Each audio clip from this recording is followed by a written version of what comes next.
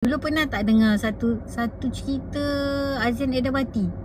Ada kerja, ada gaji. Tak ada kerja, tak ada gaji. Waktu saya kalau duduk rumah terus tak kerja. Betul. Betul. Betul.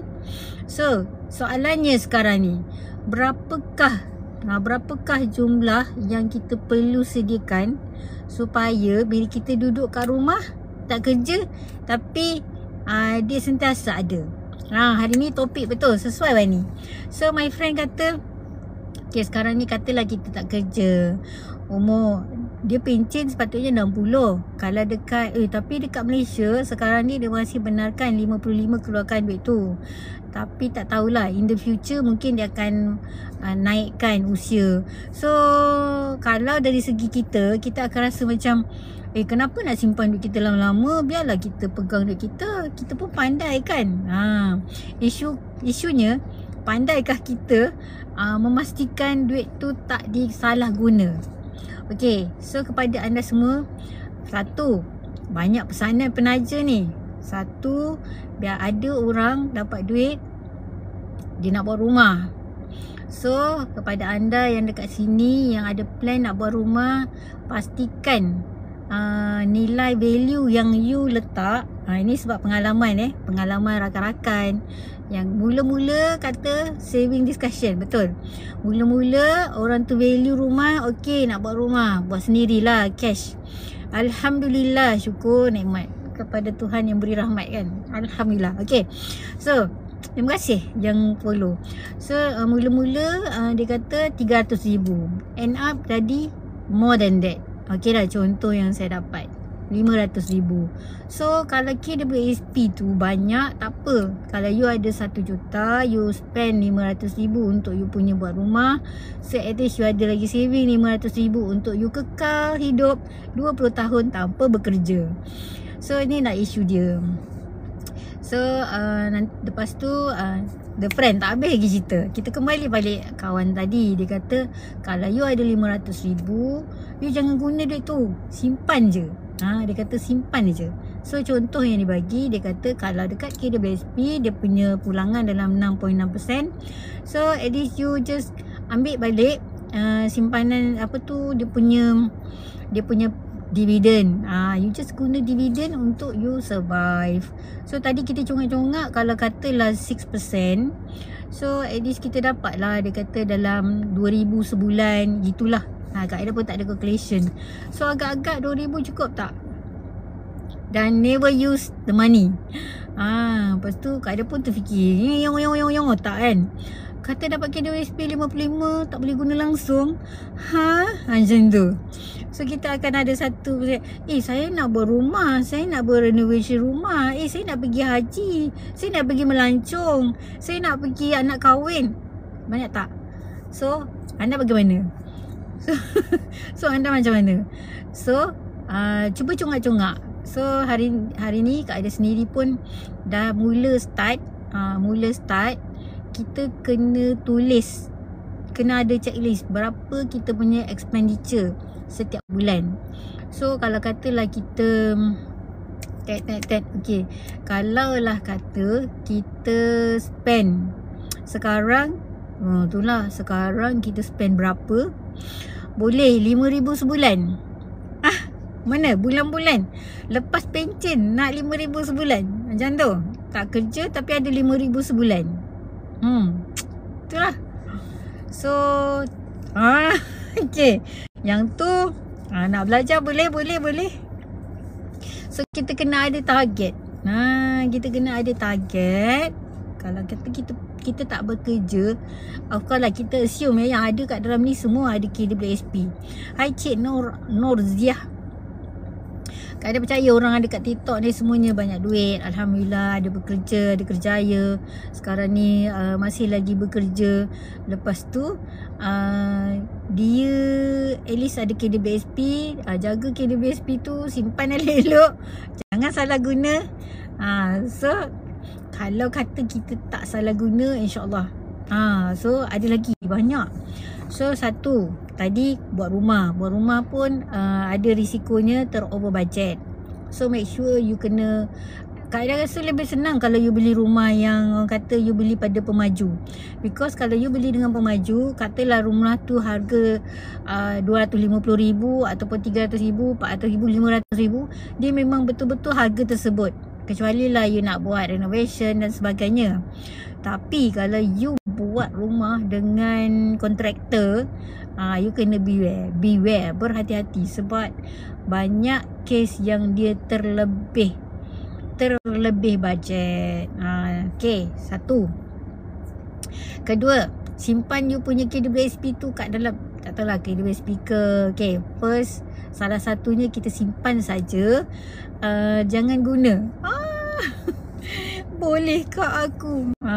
Isunya sekarang ni, bolehkah kita biar je duit tu kat dalam tu?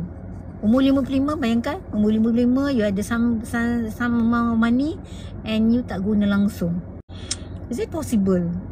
Yang tu yang jadi bila kawan tu cakap kan, kita nyong otak tu dah fikir dah.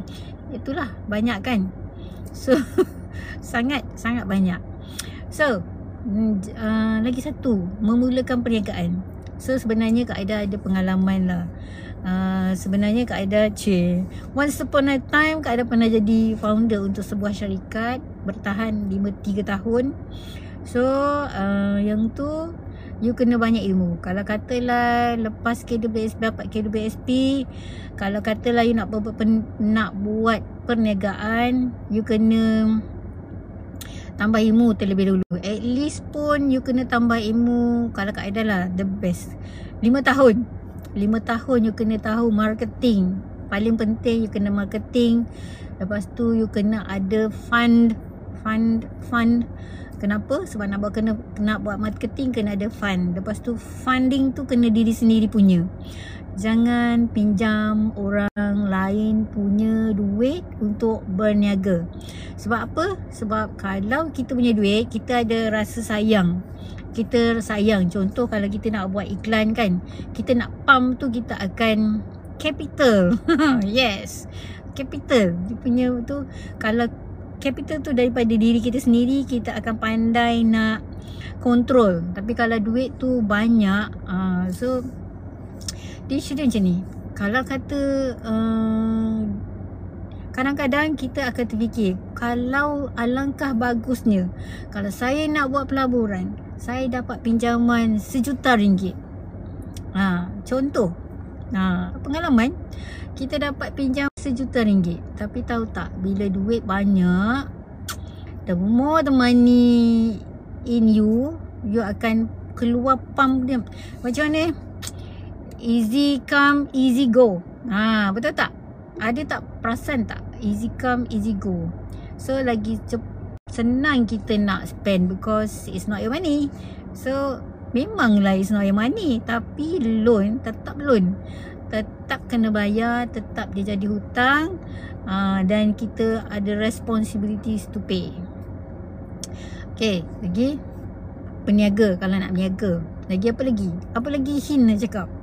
Kalau nak berniaga, kalau nak buat rumah, lagi kalau nak pergi bercuti, bercuti pun 100,000 pun orang boleh bercuti. Tengoklah. So maknanya kena berjimat cermat lah.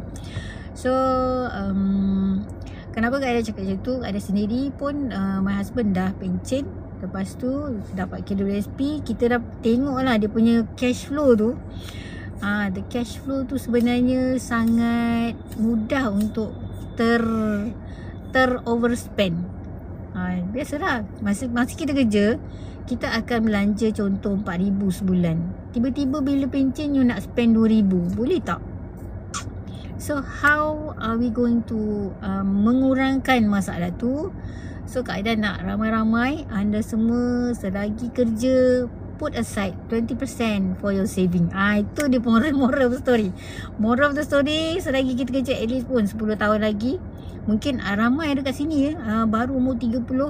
So dia ada 30 tahun lagi untuk buat saving. 30 tahun lagi untuk buat saving. So you dah ada you punya KWSP ataupun dia pun Singapura tadi.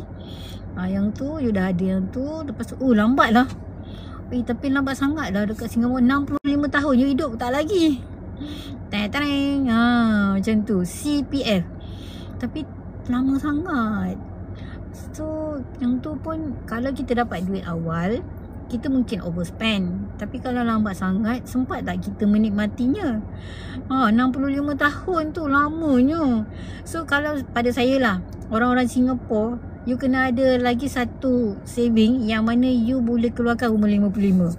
At least lah you dekat sini kan, dekat Malaysia, even my relative pun umur 54 pun dah meninggal. 65. Adakah aku masih hidup lagi? 60 pun orang dah macam gini dah untuk meneruskan kehidupan. Macam mana tu? Soalan, adakah orang Singapura panjang umurnya? Macam tu. 65 pun dapat CPF. Tak boleh nak bayangkan. Terlalu too old lah. Too old to get the money. So kalau macam tu, memang I would say memang you kena educate mereka.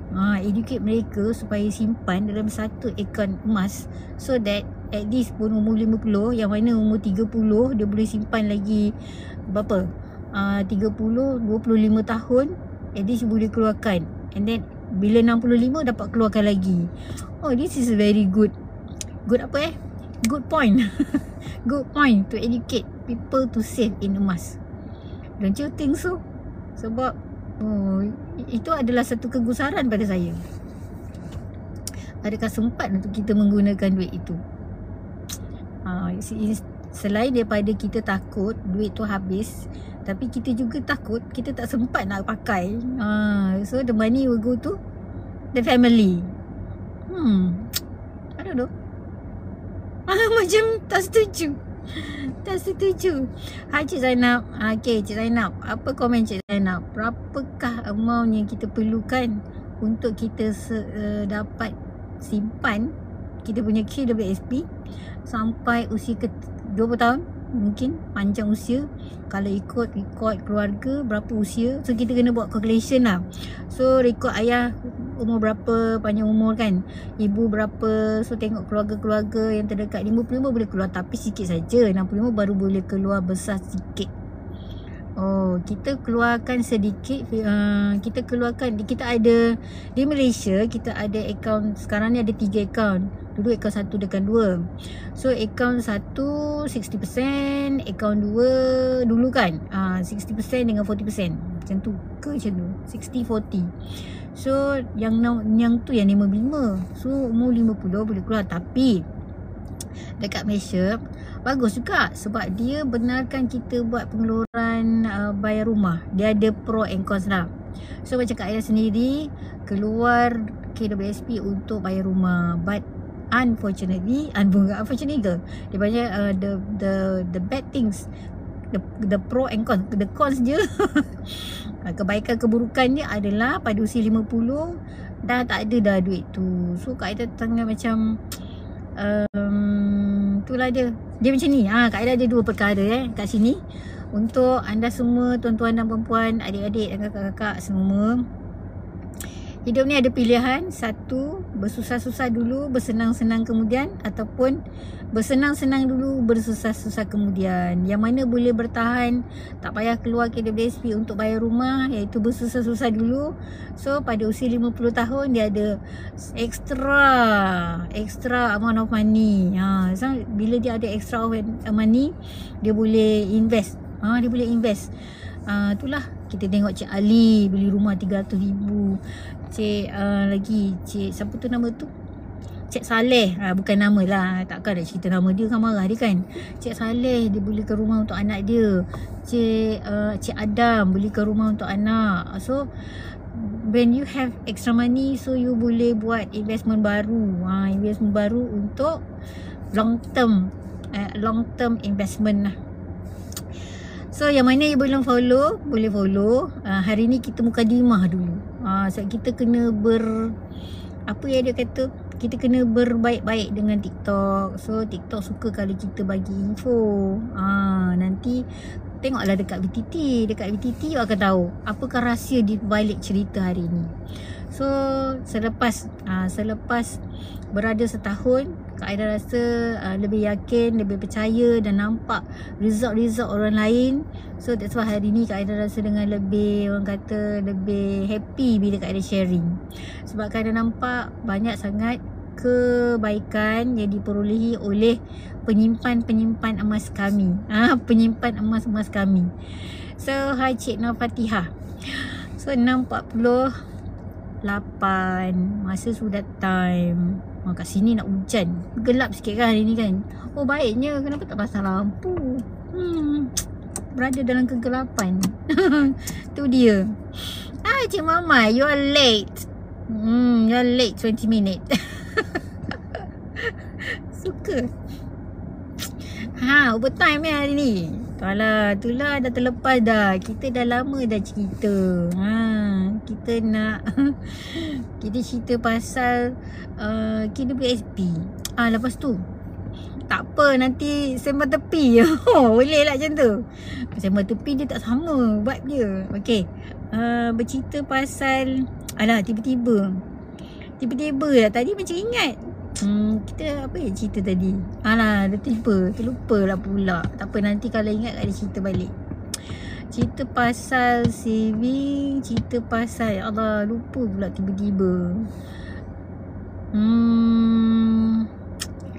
Okay, tak apalah, disebabkan jumpa Cik Muhammad. So untuk Emerald Capital dah umur panjang. Cerita pasal hai Cik Lilah. Ini dari mana ni? Okey, cerita apa? Umur panjang ya. Cerita tadi Cik Muhammad.